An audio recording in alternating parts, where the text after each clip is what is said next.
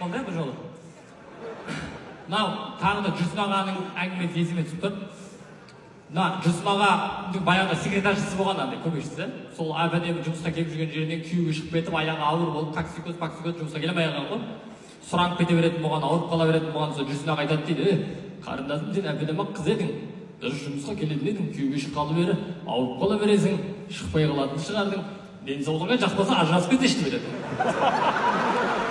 Жолы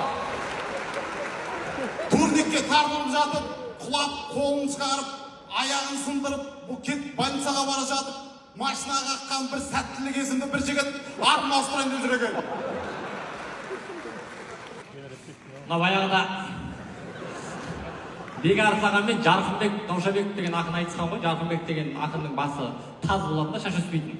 Сол бір бәле алып шаш өсірем ба деп Қытайға барып, Қытайдан дәрі алып келіп, дәрі жағып, сол 6 айдан кейін айтып отырған ғой. Сөйтіп өсіп, соны Бекарыс аға айтып отыр дейді. Жарқынбек, жақында естіп едім, Жарқынбек жан Қытайға бір шаруамен барып едің. Жоқ шашыңды басыңа өсірем деп, сол Қытайдан бір дәрі алып едің. Содан бері бір талда өспепті ғой. Дәріні қай жерге жағып едің ай? Жолы әр адамның басында бірін көре алмайтын екі құлағы болады екен. Қош айтсамыз. Мынау қалай болады екен айта берейін енді. Өмір болған ежетіп нәрсе болады. Мынау бізде Балғынбай ағаның айтыста айтқан әзілдерден гөрі айтыстан сыртында айтқан әзілдер өте көп та. Сол Айнұр апай әсіресе сондай әзілдерден түсіп қалады.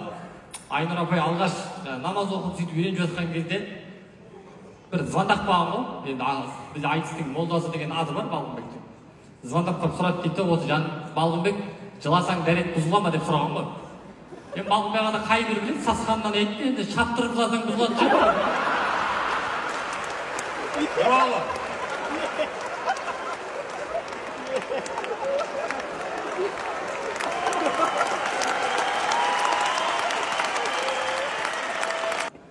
Походқа шықтық балдармен, шашликті жедік айранмен, артынан қуырдақ, содан соң беш бармақ, қарасақ қағаз жоқ, жылайды жапырақ, жылайды жапырақ. шапалақ. Мына енді біраз сын айтылып жатыр ғой, енді суырып салма дегеннен шығады.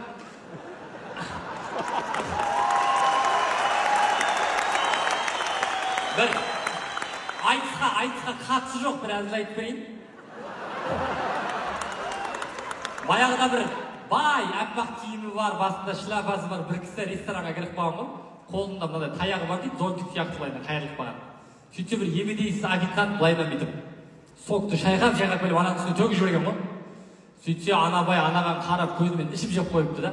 Ана таяғымен мойнынан бір қысып ұстапты да, сүйреген күйі Қазақстаннан шығарып жіберіпті ғой.